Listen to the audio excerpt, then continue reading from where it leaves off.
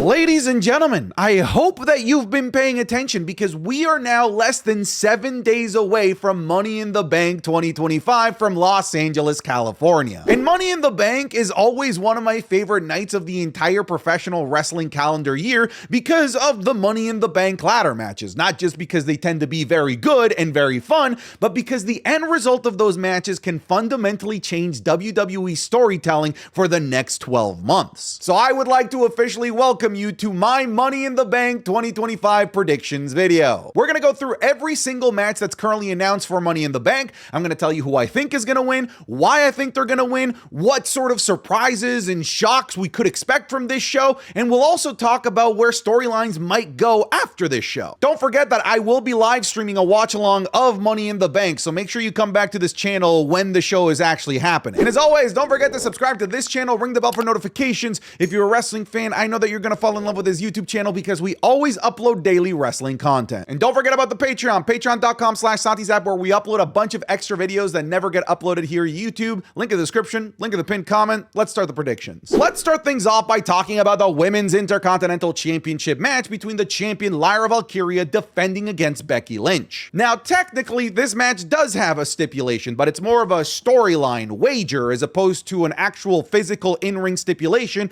that changes the chemical makeup of the match, because if Becky Lynch wins, then Lyra Valkyria needs to raise Becky Lynch's hand to acknowledge that she's the better woman, or if Lyra Valkyria wins, then Becky Lynch can no longer challenge for the Women's Intercontinental Championship so long as Lyra Valkyria is your champion. Now, I know that a lot of people are kind of bummed about a stipulation that doesn't actually change the chemical makeup of the match. However, personally, I'm down for this, predominantly because their match at Backlash was a freaking classic. It was an excellent match, and I just don't think that these two women, with the awesome chemistry that they have, I don't think that they need any extra gimmicks to really get their in-ring work over. I'm a fan of just getting a good old believable, great chemistry-filled wrestling match, and that's what they've already delivered at Backlash, and I'm confident that that's what they're going to deliver again at Money in the Bank. Now, just because there are no stipulations doesn't mean that I don't think that this match is going to be short of shenanigans, because there is still a major storyline component that is still ever looming, that still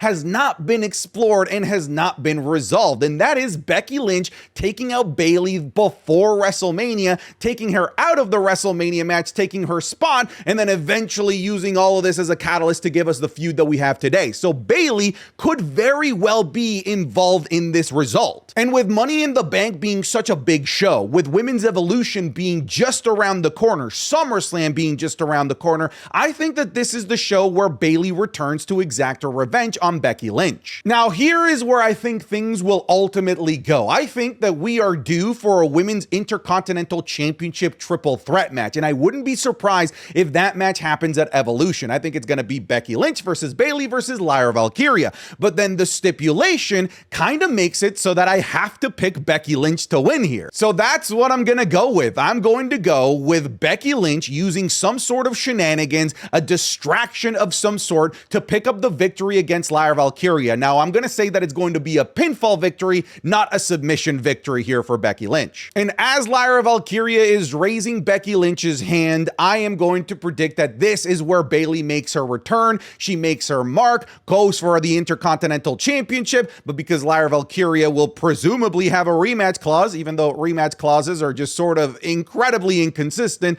I think that we're going to be getting a women's triple threat match for this title with Becky Lynch as the champion going into Evolution. So that's my pick. I'm going with Becky Lynch to become our new Women's Intercontinental Champion, and she will have her hand raised high as the better woman. Now let's go to what could very well be the closer of the show, Cody Rhodes and Jey Uso teaming up against John Cena and Logan Paul. I've been very vocal about this match in that I feel like it's just WWE using a crutch to not have to develop interesting storylines for their champions at the show, because they know that they can just rely on the awesome gimmick that the show is built around, the Money in the Bank ladder matches. Hell, if you go back to the last several Money in the Bank PLEs, they've been mostly just tag team matches for many of the top champions. 2 years ago, it was Bloodline Civil War, and last year it was Teemu Bloodline versus Cody Rhodes' team. So this is not a new formula for the WWE. This is something that they do on a pretty regular basis, unfortunately. It just sucks that this year they managed to rope in both world champions into this singular tag team match. Me personally, I would have preferred to have, at the very least, the World Heavyweight Championship being defended on this show. At the very least. You guys already know that I wanted CM Punk versus John Cena at the show, but that might have been asking for a little bit too much and asking for mountains to move. And I think part of the reason why I'm just not a fan of this is that I don't really even know why they're fighting. Why are we having a tag team match? Why did these two guys need to specifically come together to take out these other two guys? There's just nothing there. The last couple of tag team matches at Money in the Bank have at the very least had really solid storylines going into them, but this just feels like a big exhibition match. And to be fair, it is a big exhibition match because of the names involved. It's got two champions, Logan Paul, the biggest babyface in the company, a retiring John Cena, but I just wish that they built a good storyline around it and given us a good reason to understand why these guys need to go to war against each other. Now, one of the predictions that may come true is that it's a possibility that this could be the closer of the show, which means that in theory, the Money in the Bank briefcase is eligible to be executed in this match. And we've had several scenarios in previous years where it creates a really interesting what if that WWE has not executed on, either because they don't know how to execute on it or they're just cowards about it. For example, Tiffany Stratton had the opportunity to cash in on both champions at the same time at Crown Jewel, but didn't. And now we have an opportunity for the men's Money in the Bank briefcase holder to cash in on one singular match where both champions are involved, and that just brings up a ton of questions. Here are the questions that could come about if the men's Money in the Bank briefcase holder cashes in on this actively ongoing tag team match. If they cash in during the tag team match, does it become a triple threat for both titles where the winner takes all? Is it a triple threat where the winner just takes whatever title they won through that particular pinfall or submission? Does it become a fatal five-way because the match technically had four people to begin with? Maybe they cash in after the match on a singular individual. So many different questions, so many different what ifs that WWE could really take advantage of. Here's the thing, I hope that they don't, because I don't want the briefcase to be burned yet again less than 24 hours after it's entered the ecosystem. It happened last year with Drew McIntyre, and frankly, it was just a disaster. And people liked it at the beginning, but I think people realized what a mistake it was, especially after the weeks had gone by, and I just don't want it to happen again. So my first prediction is going to be that we will not have a cash-in in this match. Maybe we have a false cash-in. We know that Triple H loves to try and tease us and try and make us think that a cash-in is happening, but I just don't see the actual proper cash-in happening in this match. So now we have to actually pick a result here, and honestly, based on storylines that we've got going, which is technically not much going on here, really we have to protect John Cena and Cody Rhodes. These are the people that absolutely need to be protected because, well, they're eventually going to have the big match at SummerSlam or at some upcoming PLE. Clearly, we're setting up to John Cena versus Cody Rhodes Part 2. We also kind of need to protect the World Heavyweight Champion, considering he has a match the very next episode of Monday Night Raw against Gunther, which kind of leaves us with odd man out Logan Paul. So I'm predicting that Jey Uso and Cody Rhodes are going to win and that they're going to pin Logan Paul. And honestly, I hope that's where this storyline starts and ends. I don't think that there's much substance to this to go beyond Money in the Bank. So let's just take a quick Logan Paul pinfall that everybody around the world that hates Logan Paul will cheer for and move on from this. In terms of where things can go beyond this match, well, I think this sets us up, as I said, for Cody Rhodes versus John Cena. It's very possible that it could be a Night of Champions. That seems entirely way too early, but we know that Saudi Arabia would love to have a big marquee WrestleMania rematch on their soil, and then that leaves us with Jey Uso going up against Gunther, and maybe the Money in the Bank briefcase holder enters the equation in the Jey Uso storyline. We still have Seth Rollins running around wanting the World Heavyweight Championship, so there's plenty to do for Jey Uso. There's less to do with Logan Paul at the moment. I'm not really sure where Logan Paul is going to go after this show. To be fair, Logan Paul can be inserted into pretty much anything. He can be inserted into mid-card feuds, into exhibition feuds, into main event feuds. He's a really versatile tool for the WWE that they can just pluck in at any moment. So I'm not particularly concerned with Logan Paul taking a pin here, and I'm not really concerned about WWE not being able to find anything for Logan Paul because they absolutely will. Hell, I wouldn't be surprised if it's a rematch between Logan Paul and Jey Uso in in Saudi Arabia at Night of Champions if Jey Uso were to retain against Gunther. But yeah, that's where my predictions lie. I've got Logan Paul taking the win and Cody Rhodes and Jey Uso walking out as your winners here. I honestly hope that this doesn't close the show. I'm just not interested enough in this. I feel like they should close the show with one of the Money in the Bank ladder matches this year. Here's Sean. Boom. Oh my God. Oh, you got me good, brother. Okay, that's crazy. That's crazy. Oh! Oh, you know it. Spear! Oh! That was a sneak peek of this week's Wrestling is Cool Match Club, available exclusively on patreon.com/SantiZap. This week, we're looking at a match between the two most hated men in wrestling, Vince McMahon versus Hulk Hogan, in a bloody anything goes match at WrestleMania 19. We're going to Royal Rumble 2024 to see the match between Roman Reigns, LA Knight, Randy Orton, and AJ Styles for the Undisputed Championship. We're looking at an indie gem between Adam Cole as NXT North American Champion going up against Gunther. The super kick heard around the world because we're going to be looking at Shawn Michaels versus Shelton Benjamin from Raw in 2005. And the high-flying classic between Hijo del Vikingo and Rey Fenix at Triple Mania. You're going to get this, plus the Raw reviews, the SmackDown reviews, and a whole host of other series that we can never upload on YouTube because we use actual real footage that would just get blocked on YouTube due to copyright problems. So come check it out. It's patreon.com/SantiZap. I'm confident that if you even try for 1 month, that you're going to fall in love with all of the daily content that we upload there, plus the community that we have there as well. If you're already a patron, thank you so much for your support, but now let's get you back to the video. Now, let's predict the women's Money in the Bank ladder match, but we can't predict the match just yet because there's still one qualifier left to go. That's right, folks, because of WWE's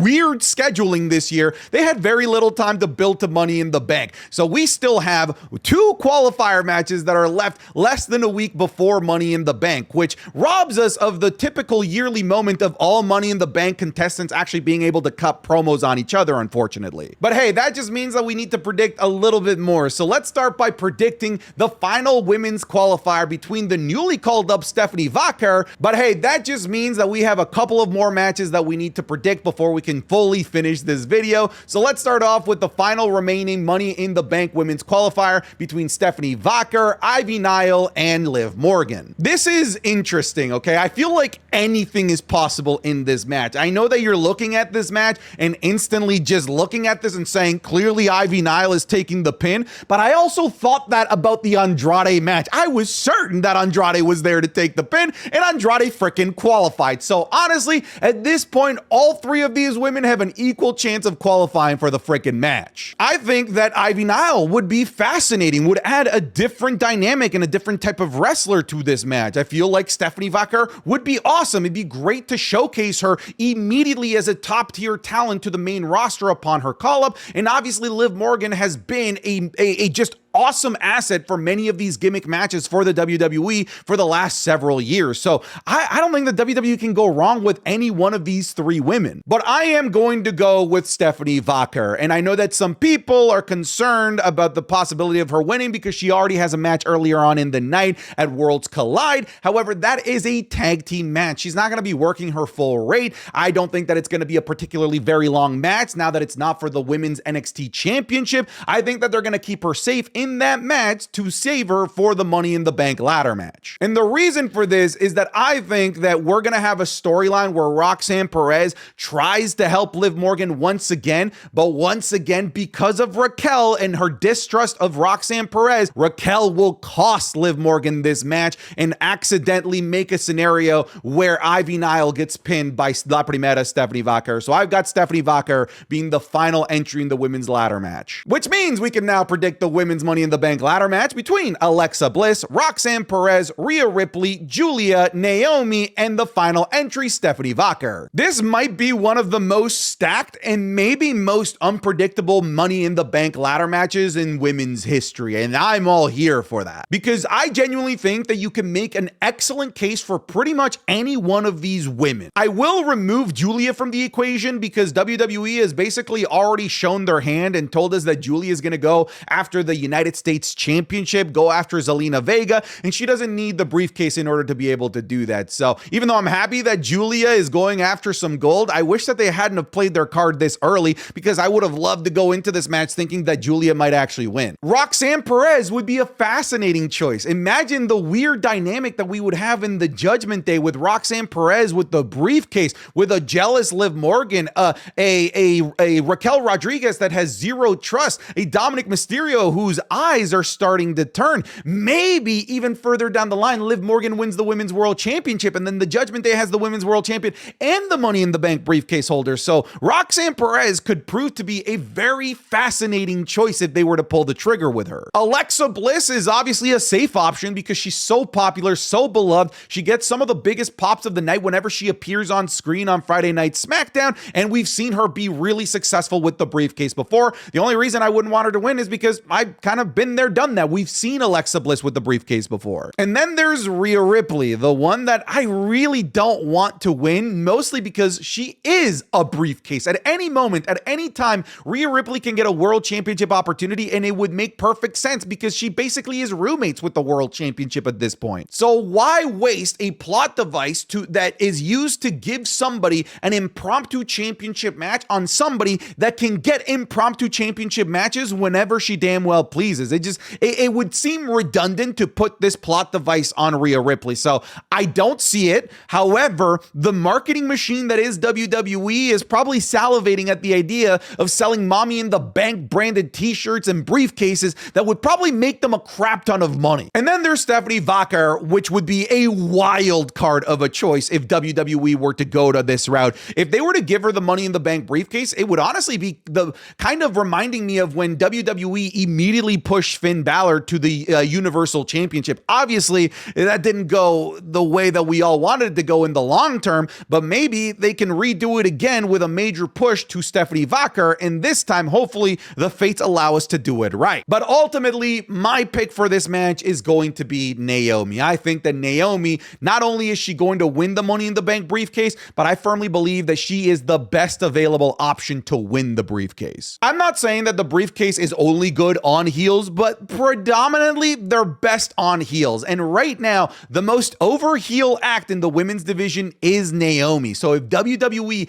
wants to capitalize on the lightning in a bottle that they have with heel Naomi, the best way to do it right now is with the Money in the Bank briefcase. And the champion that we have on SmackDown is somebody that cashed in their briefcase at the expense of Naomi. So it would be beautiful in full circle for Naomi to cash in on Tiffany Stratton, take that championship back, and set us up for the big three triple threat, likely at SummerSlam or Evolution, for the women's championship between Naomi, Jade Cargill, and Bianca Belair, a storyline that has already restarted, and clearly that's the path that they're going. And I believe that once they execute on that triple threat, it's going to be for the women's championship, and the women's championship going into that triple threat is going to be Naomi, and it's going to be off the back of cashing in the Money in the Bank briefcase that she wins this Saturday. I'm gonna go with Naomi. That was the long-winded way of just basically telling you that Naomi's winning this thing. And now let's talk about the men's Money in the Bank ladder match. But like the women's, because WWE rushed everything towards Money in the Bank, we still have to predict the final entry into the Money in the Bank ladder match. So first, let's predict the final men's qualifier match between CM Punk, AJ Styles, and El Grande Americano. I know that right now the big question mark is why in the world was Karrion Kross not in this? I know that there's people that believe that Chad Gable and El Grande Americano are the same person, so they are asking the question, why waste two spots on the same person, especially when Chad Gable already has a match that's going to be a hard-hitting,